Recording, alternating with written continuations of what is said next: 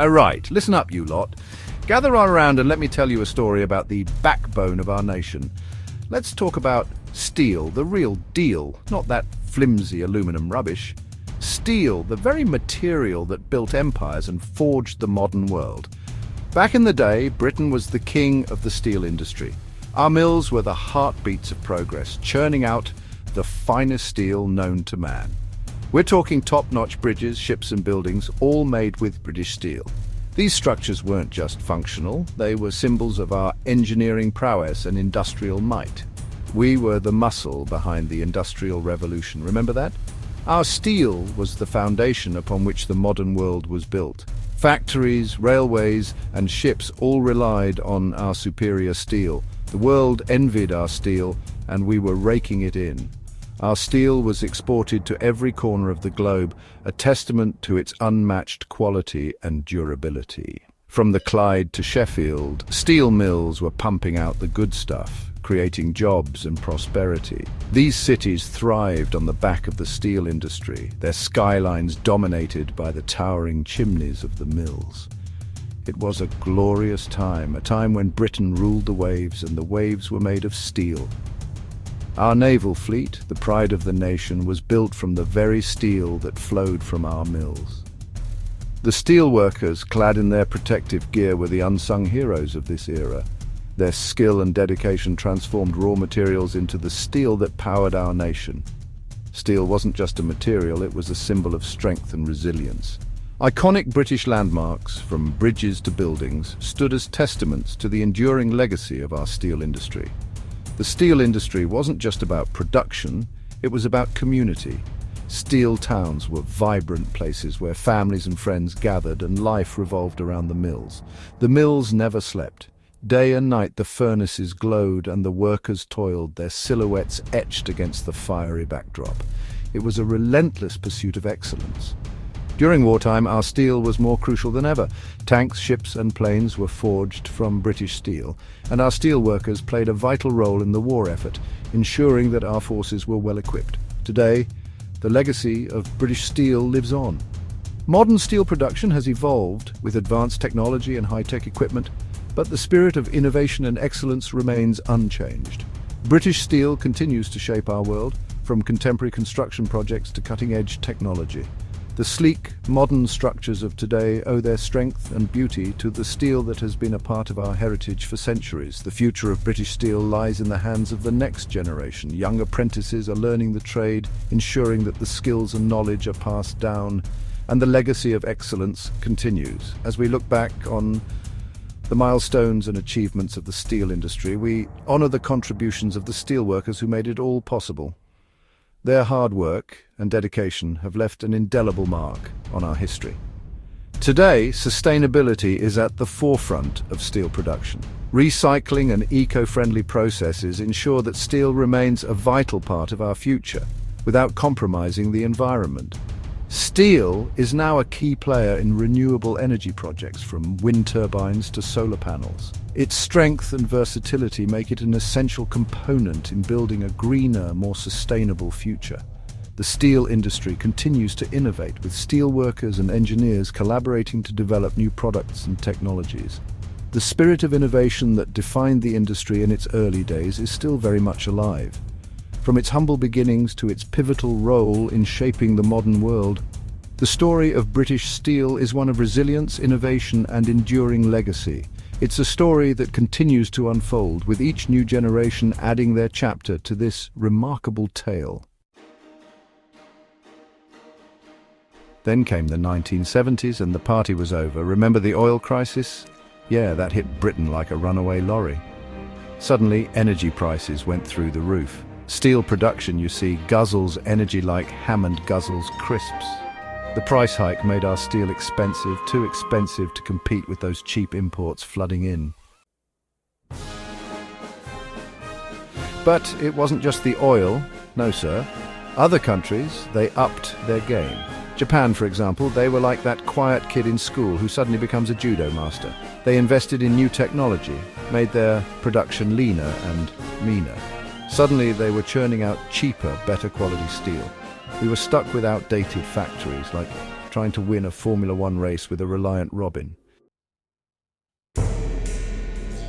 Then came the 1980s and Maggie Thatcher decided to privatize British Steel. Now, I'm all for free markets, but this was a right mess. Private companies, they only care about one thing: profit. Long-term investment? Nah, too much like hard work. They wanted quick returns, so they cut corners and costs. The result? Quality suffered, and we lost our competitive edge. Section 5, a sea of red ink, financial struggles and environmental costs. The British steel industry, once a symbol of industrial might and innovation, found itself drowning in a sea of financial woes and environmental challenges by the dawn of the 21st century. By the 21st century, British steel was in a right pickle. The industry, which had been a cornerstone of the British economy, was now struggling to stay afloat. Factories that once buzzed with activity were now eerily silent, and the once thriving steel towns were facing economic despair. We were hemorrhaging money like some sort of clapped-out jalopy spewing oil. The machinery was outdated, and the cost of maintaining these old beasts was astronomical. Every day it seemed like another piece of equipment would break down, adding to the mounting expenses. Environmental regulations, while necessary, added to the costs. The world was waking up to the environmental impact of heavy industries, and steel production was no exception.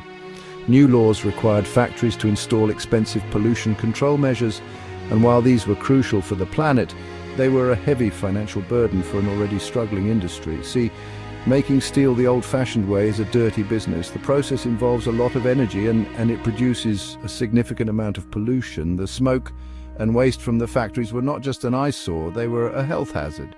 But cleaning up this mess was not cheap. And then those pesky Americans slapped tariffs on our steel. Just when we thought things couldn't get worse, international trade disputes added another layer of complexity. The tariffs made it even harder for British steel to compete in the global market, cutting off a vital revenue stream. Talk about adding insult to injury. The workers who had already been facing job insecurity and pay cuts were now dealing with the added stress of an uncertain future. The headlines were filled with doom and gloom, and the morale in the factories was at an all-time low. The once proud industry was now a shadow of its former self, struggling to find a way forward in a rapidly changing world. Section 6, a helping hand, government interventions and the Green Steel Revolution. Now, the government, they haven't been completely idle. They've thrown some money at the problem, talked about green steel and electric arc furnaces, all very noble, but it's a bit like trying to teach a hamster to fly a helicopter.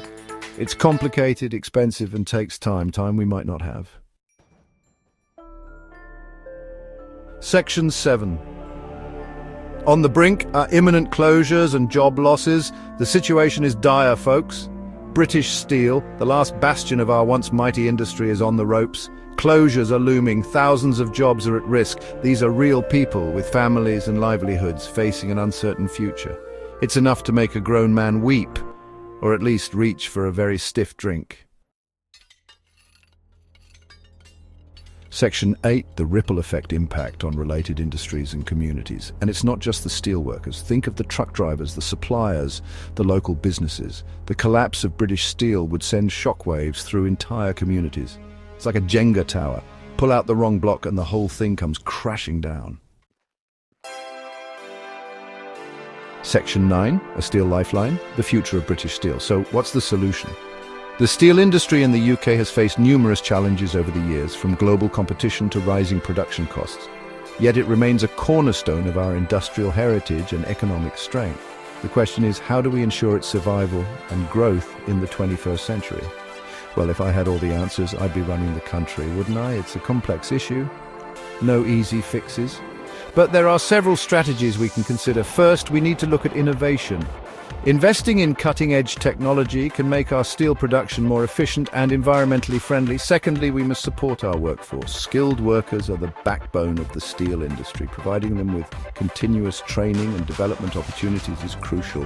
This not only improves productivity, but also ensures that we retain talent within the industry. We need a proper plan, a long-term vision. Invest in new technology, support our workers, and maybe, just maybe, we can also explore new markets. Diversifying our customer base can reduce dependency on traditional markets and open up new revenue streams. British steel can rise again. It won't be easy, but then again, nothing worthwhile ever is.